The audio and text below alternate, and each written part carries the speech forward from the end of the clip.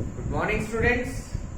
हमारी जो fifth unit थी पीरियोडिक क्लासिफिकेशन ऑफ एलिमेंट्स वो कंप्लीट हो गई थी। ठीक है, आज हम उससे रिलेटेड क्वेश्चंस करेंगे कि कैसे एग्जाम में क्वेश्चन पूछे जाते हैं, कैसे उन क्वेश्चंस को हम सोल्व करेंगे। बिल्कुल आसान रहेंगे। ठीक है, इजी, बहुत ही इजी क्वेश्चन आते हैं। अगर आपको कॉन्सेप्ट क्लियर है तो आप कर सकते हो। अगर आपको समझ में आ गया एक बार यहाँ की मैं कैसे क्वेश्चन करवा रहा हूँ, कैसे उसको सोल्व करना है, अगर आपको ये याद है तो आप बिल्कुल आसानी से कर सकते हो। और एक बार समझने की जरूरत है उसको कि कैसे हम सोल्व करेंगे। तो ध्यान से देखना है कि क्वेश्चंस मैं कैसे करवा रहा हूँ, कैसे सोल्व करना है, कैसे। अब देखो क्वेश्चंस आएंगे, उसमें ग्रुप नंबर पूछेगा, पीरियड नंबर पूछेगा, वैलेंसी, वैलेंस इलेक्ट्रॉन्स, तो बिल्कुल आसान है। इससे रिलेटेड कई क्वेश्चंस आते हैं एग्जाम में। ठीक है, कई बार पूछे गए हैं ऐसे क्वेश्चन। तो एक बार अगर तरीका देख लिया कि हमें कैसे फाइंड आउट करना है तो हम आसानी से कर सकते हैं। ठीक है, तो देखो कि हमारे पास जो क्वेश्चंस हैं, या हमें फॉर एग्जांपल कहेगा कि कोई एलिमेंट है x, उसका एटॉमिक नंबर है 13। एटॉमिक नंबर हमने कितना दे दिया? 13 दे दिया। कहेगा इसके लिए ग्रुप नंबर बताओ, पीरियड नंबर बताओ, कौन से पीरियड में लाई करेगा, वैलेंस इलेक्ट्रॉन्स बताओ एंड वैलेंसी बताओ। और क्या बताओ? वैलेंसी बताओ।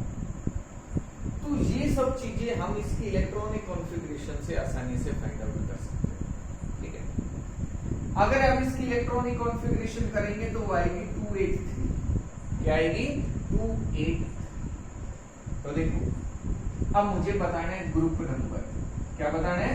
Group number. और ग्रुप नंबर ग्रुप वाइज मैंने वैलेंसी जो बताई थी आपको कि group number wise valence electrons जो मैंने बताए थे वो हम कैसे देखते थे कि group number first, second, 13, 14, 15, 16, 17 and 18। ये हमारे पास ग्रुप है।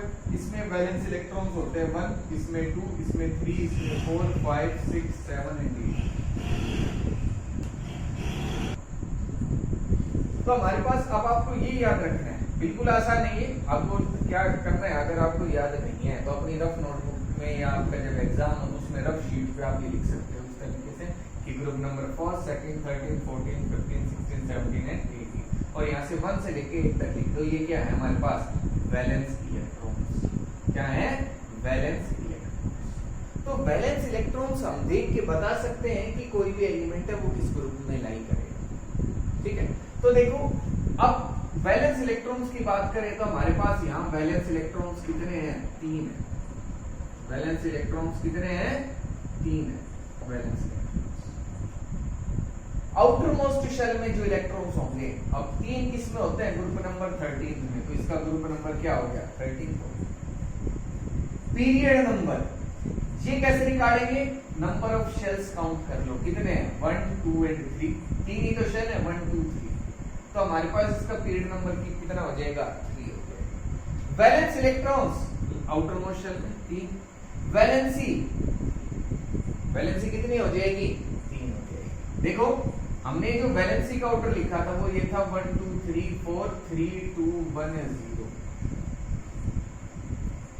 1, 2, 3, 4, 3, 2, 1 0। ये आप याद रख सकते हो। ठीक है, और देखो अब इसमें ये जो वैलेंसी आ रही है, देखो 4 तक हम क्या देख रहे हैं कि अगर एक वैलेंस इलेक्ट्रॉन है तो एक बॉन्ड बनाएगा, 2 है तो 2, 3 है तो 3, 4 है तो 4, 5 हो गया तो 3 बना रहे हैं। ऐसा क्यों? क्योंकि यहाँ हम 8 से माइनस, 8 में से 5 माइनस कर, तो कितना आएगा? 3। 8 में से 6 माइनस किया 2, 8 में से 7 माइनस किया 1, 8 में से 8 माइनस कर दिया 0। हर एलिमेंट चाहता है कि उसका ऑक्टेट कंप्लीट हो जाए, तो यहाँ ऑक्टेट कंप्लीट करने के लिए इसको 7 इलेक्ट्रॉन चाहिए, लेकिन अब 7 को लेना इम्पॉसिबल है, तो ये 1 इलेक्ट्रॉन दे देते हैं, 2 दे देते हैं, 3 दे देते हैं, 4 भी दे सकते हैं या 4 ले सकते हैं, या इलेक्ट्रॉन्स जो है वो 3 तक हम ले सकते हैं और 3 तक दे सकते हैं। यहाँ शेयरिंग से बॉन्ड फॉर्म होता है। किससे बॉन्ड फॉर्म होता है? By the sharing of electrons. ठीक है, लेकिन अगर उसके बाद हो गया तो अब इसको ऑक्टेट कंप्लीट करने के लिए 3 इलेक्ट्रॉन चाहिए, तो ये 3 ही इलेक्ट्रॉन एक्सेप्ट कर लेगा, तो 3 वैलेंसी, 3 बॉन्ड बनाएगा, ये 2 बनाएगा, ये 1 बनाएगा। मतलब अगर आपके पास 4 से ज्यादा वैलेंस इलेक्ट्रॉन्स हो गए तो यहाँ वैलेंसी निकालने का तरीका 8 - 5, जितने वैलेंस इलेक्ट्रॉन्स है उसको 8 में से माइनस कर दो, आपके पास वैलेंसी आ जाएगी। 8 - 6 2, 8 - 7 1। और अगर 4 है या 4 से कम है वैलेंस इलेक्ट्रॉन्स, तो जितने वैलेंस इलेक्ट्रॉन्स होंगे वो ही वैलेंसी हो जाएगी। ये भी एक तरीका है। जितने वैलेंस इलेक्ट्रॉन्स होंगे 4 तक उतनी ही वैलेंसी रहेगी। अगर 4 से ज्यादा वैलेंस इलेक्ट्रॉन्स हो गए तो 8 में से माइनस कर दो, आपके पास वैलेंसी आ जाएगी। क्या आ जाएगी? वैलेंसी। तो हमारे पास यहाँ आउटरमोस्ट शेल में 3 इलेक्ट्रॉन है, जब 3 होंगे तो वैलेंसी भी कितनी होगी? 3। तो आपसे इस तरीके के क्वेश्चन पूछेगा कि कोई एलिमेंट है x, उसके बताओ ग्रुप नंबर क्या है, period number, valence electrons, valency. तो इस तरीके से आप उसको सोल्व कर सकते हैं। ठीक है, अब और देखते हैं और कैसे क्वेश्चन पूछेगा। नेक्स्ट क्वेश्चन करने से पहले मैं एक और आपको बता देता हूँ कि हमारे पास हमसे वो पूछेगा फॉर्मूला ऑफ क्लोराइड।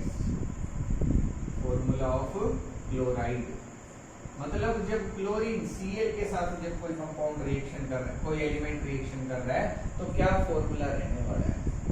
ठीक है, जैसे फर्स्ट ग्रुप की अगर हम बात करें तो इसमें कोई भी एलिमेंट है M, तो वो हेलोजन। अब ये हेलोजन को हम रिप्रेजेंट करेंगे, ये हो सकता है फ्लोरीन, क्लोरीन, ब्रोमीन, आयोडीन, कोई भी हेलोजन हो सकता है। नॉर्मली वो क्लोराइड के लिए पूछता है कि क्लोराइड का फॉर्मूला क्या रहेगा। हैलाइड, इसको सिंपली हम हैलाइड भी बोलते हैं। देखो ये हेलोजन है, ठीक है, ये हेलोजन है, लेकिन जब ये कंपाउंड फॉर्म करेंगे तो तब हम इनको बोलेंगे हैलाइड्स। क्या बोलेंगे? हैलाइड्स। जैसे NaCl है, इसको हम बोलते हैं सोडियम क्लोराइड। सोडियम क्लोराइड, तो ये इसकी जगह हम लिख रहे हैं हैलाइड। ये मेटल हैलाइड, ये मेटल है और ये क्लोराइड है, तो ये हैलोजन से बने हैं, तो इनको हमने बोल दिया हैलाइड। तो हैलाइड्स का फॉर्मूला पूछ सकता है नॉर्मली, तो उनको हम किससे रिप्रेजेंट करेंगे? सिंपली X से। अब X क्लोरीन भी हो सकता है, ब्रोमीन, आयोडीन, फ्लोरीन, कुछ भी है वो। तो यहाँ जो फॉर्मूला रहेगा वो होगा Mx, यहाँ होगा Mx2, यहाँ होगा Mx3।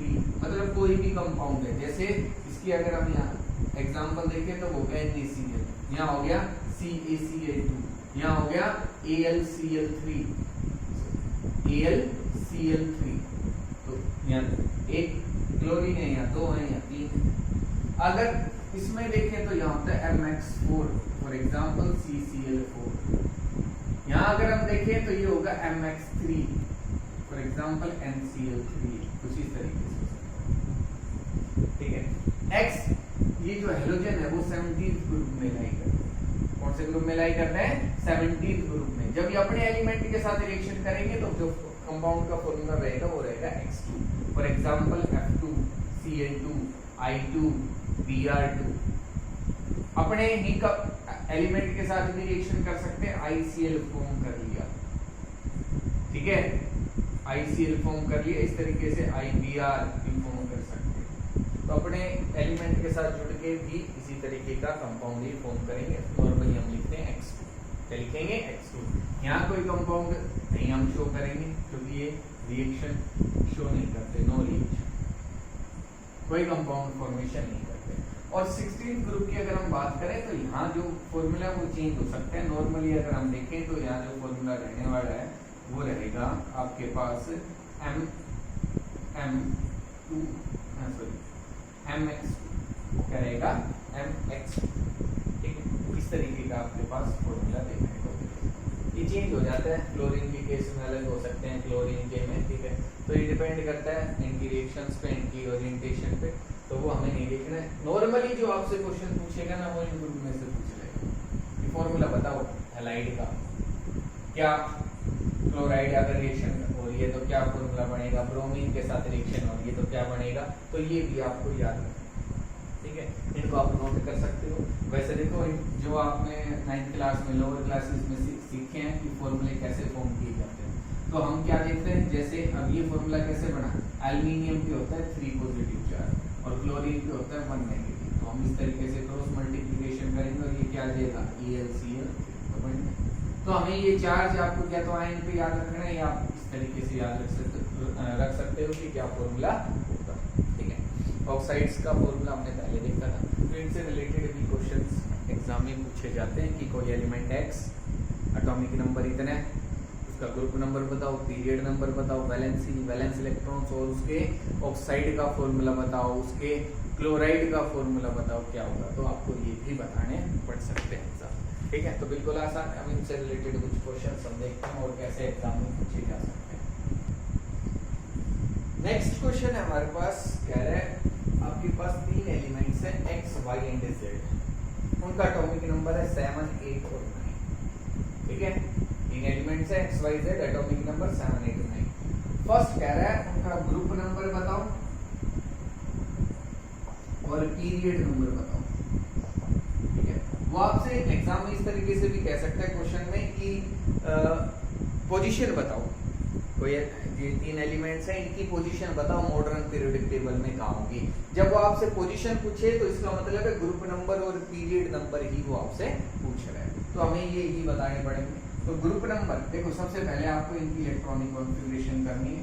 Atomic number 7, 2, 5, 8, Y 2, 6 and Z 2, 2, 7, क्या हो जाएगी 2, 7।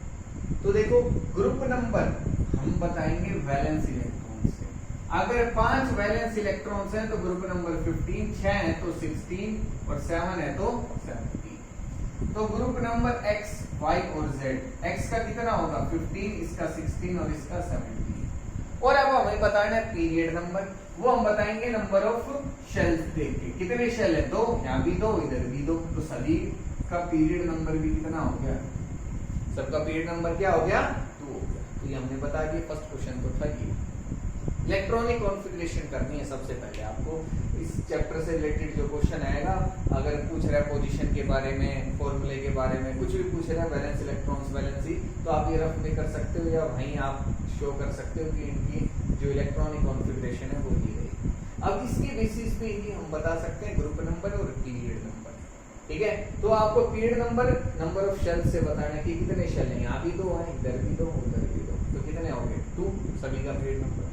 वैलेंस इलेक्ट्रॉन्स देख के हम बता सकते हैं ग्रुप नंबर क्या है, तो ये हमने बता दिया। अब नेक्स्ट वो कह रहा है arrange these compounds in the order of their decreasing atomic size. Atomic size decrease हो रहा है, उस ऑर्डर में इनको अरेंज करना है, ठीक है। मतलब सबसे पहले वो अरेंज करना है जिसका साइज सबसे बड़ा है।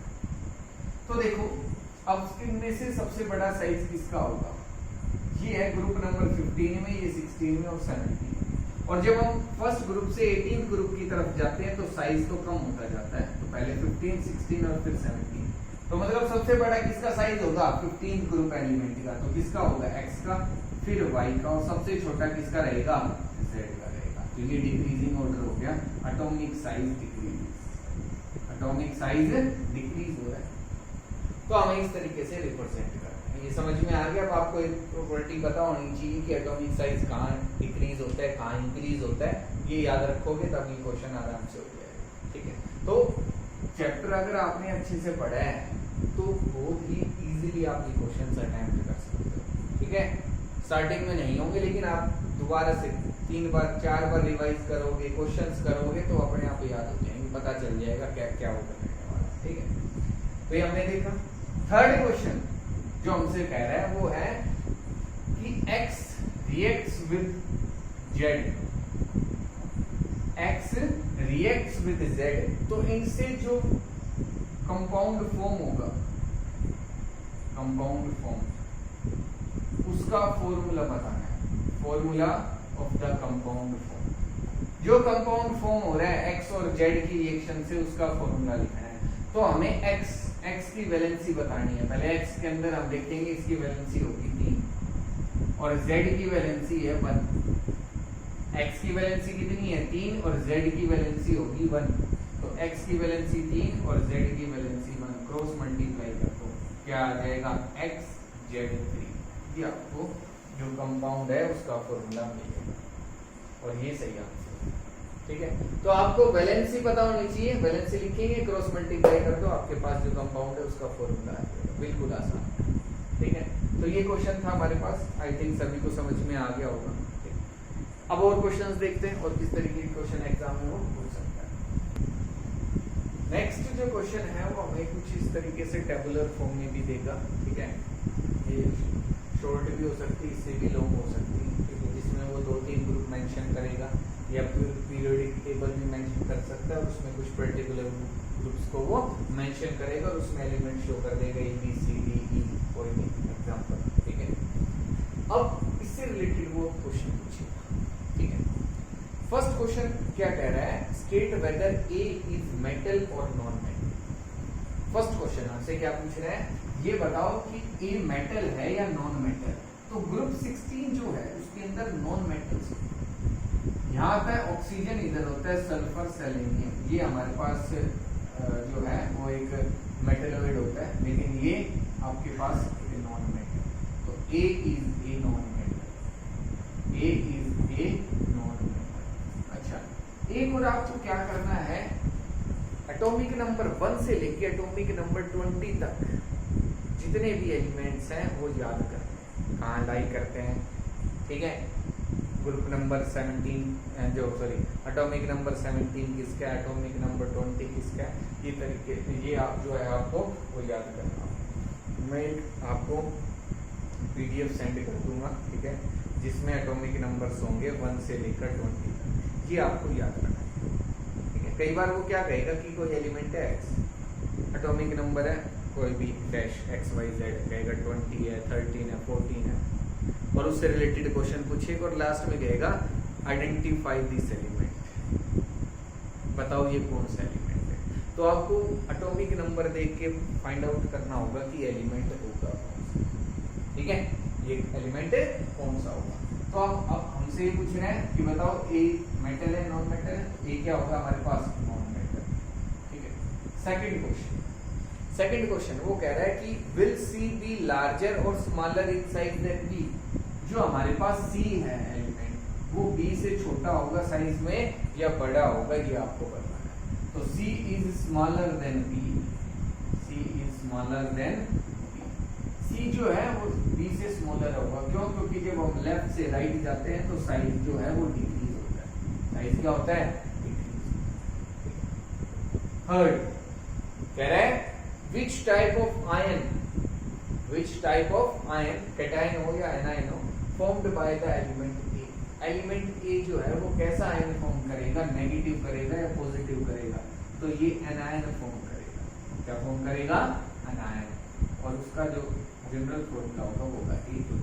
2 इलेक्ट्रॉन्स एक्सेप्ट करता है अपना ऑक्टेट कंप्लीट करने, अपना ऑक्टेट कंप्लीट करने के लिए 2 इलेक्ट्रॉन्स क्या करेगा, एक्सेप्ट करेगा। ग्रुप 16 में सभी एलिमेंट्स ही ऐसे होते हैं, इनके आउटर मोस्ट शेल में इलेक्ट्रॉन्स होते हैं 6 बैलेंस इलेक्ट्रॉन्स, तो इनको 2 इलेक्ट्रॉन्स चाहिए एक्सेप्ट करने के लिए, ऑक्टेट कंप्लीट करने के लिए, तो 2 इलेक्ट्रॉन्स एक्सेप्ट करते हैं और सभी पे नेगेटिव चार्ज होगा 2 नेगेटिव, तो ये एनायन फॉर्म करेंगे। क्या फॉर्म करेंगे, एनायन। तो इस तरीके से भी क्वेश्चन पूछेगा कि इसका साइज बड़ा है, which is more metallic, which is less metallic, ऐसा भी क्वेश्चन आ सकता है कि हम कहें बी और सी में से बताओ मेटेलिक कैरेक्टर किसमें ज्यादा होगा, बी और सी में से मेटेलिक कैरेक्टर किसमें ज्यादा होगा, तो B is more metallic then